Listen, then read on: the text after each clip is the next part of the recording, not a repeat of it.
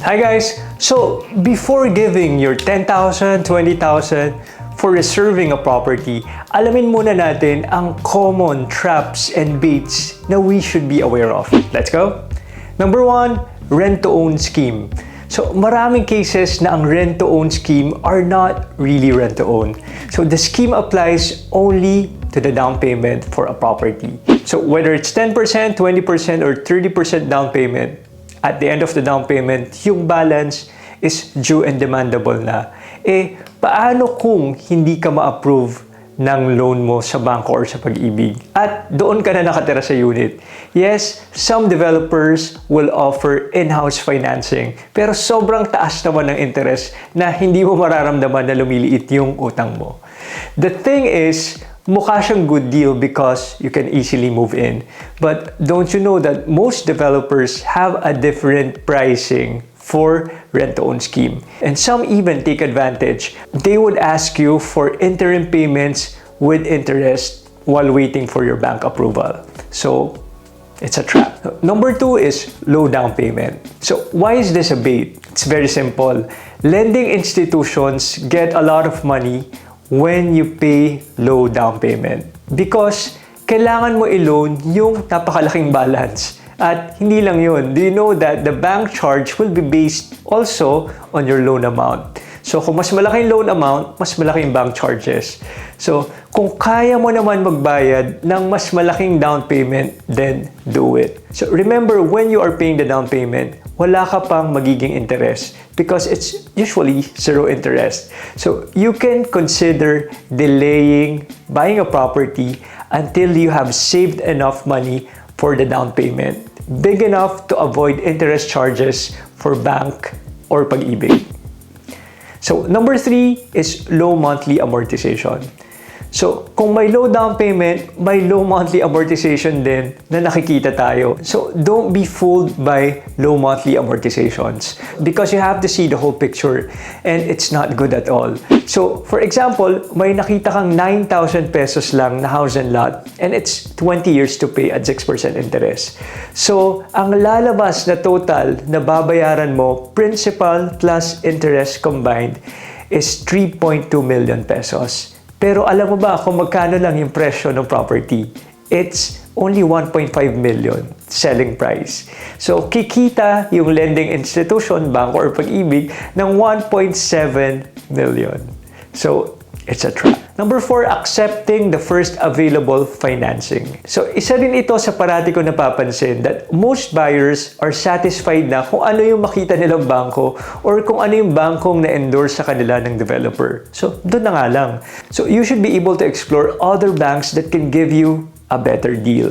So, do you guys know that 1% difference in interest can mean a lot of money? So, for example, you loan 3 million with 6% interest rate, 10 years fixed, and compared it with 3 million at 7% interest rate, the difference is almost 200,000. So, only because you chose a different bank. So, it's a trap. So, number 5, overpricing. So, alam nyo ba na kahit affordable housing ay pwede rin mag-overprice? Hindi porke 2 million lang yung property, mura na agad. So, a simple thing that you can do is to divide the selling price by the floor area, then compare it to the nearest similar property in the area. So, for example, magkatabing subdivision lang, both selling at 2 million. Pero yung subdivision A is 40,000 lang per square meter. Pero yung subdivision B is 50,000 per square meter. So, you know what the difference is? Brand. So, of course, established brands can charge more. But be discerning. It doesn't mean branded agad. Okay na mag-overprice, especially pagdating sa property. So, if they use the same materials, they have the same amenities naman, there's no reason that you would buy from the overpriced developer unless you are really attached to the brand. Buyers should know better. So, number 6, hidden charges. So, one trick to avoid para hindi ka masurpresa sa hidden charges is sa umpisa pa lang, ask your agent or your broker ano pa ang hindi kasama sa total contract price. Because you'll be surprised how much more do you need to pay for a property. So, kabilang dito yung miscellaneous fees, admin fees. So, this will include transfer fees, taxes, notarial fees, etc. So, mind you, magkakaiba ito sa developers. And there are developers who charge around 10% to 12% of miscellaneous fees. So, halimbawa, 4 million ang property mo, so may babayaran ka pang 400,000. Technically, it's 4.4 million. So, ang laki, di ba? Also, watch out for move-in fees. So, this will include your electrical connection, your water connection, etc. Then also, watch out for insurances, mortgage redemption insurance, fire insurance, and bank charges. Of course, isama na rin natin yung Homeowners Association dues at marami pang ibang charges na baka ma-surprise tayo. So, better ask your agents from the get-go the all-in computation, kasama na lahat ng charges so you can manage your budget at hindi ka mabudol at mag-reserve ka agad without knowing all the other expenses. So, number 7 is bait and switch. So, this trick is used by some agents. So, ang gagawin nila, they will sell a property na nasa prime location, like for example, a corner lot. Then, that is the bait. But the trick here is that corner lot has already been sold. So, nabenta na pala. So, ang binibenta talaga nila is yung second to the corner. So, ayun yung switch. So, pag sinabi ng agent, sorry sir, it's already been sold, the next unit to the corner is still open. So, that's the switch. That is why it's called bait and switch. Ang deceiving, di ba?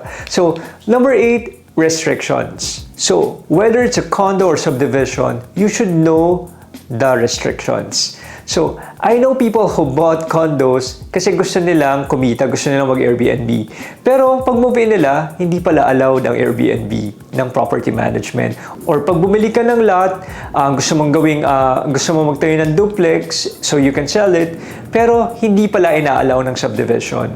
Or as simple as meron ka ng design for your home, pero it turned out, bawal pala yung design mo or hindi pwede kasi may sinusundan silang theme or color palette. So in those cases, wala na tayong magagawa because you have already paid for the property. But of course, it can ruin your dream house. So before buying, dapat magtanong ka na ng deed restrictions. Then you can decide whether to pursue the property. So number 9, fake land titles.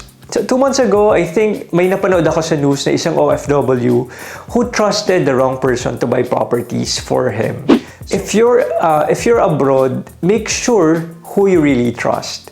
Land titles now can be easily faked, and these scammers would even add supporting documents to make it seem like it's legit. Don't just rely on the person you trust. So you should hire a trusted, licensed broker, and as much as possible, kilala mo dapat yung owner. So, and the documents dapat match sa pangalan ng nakalagay sa title.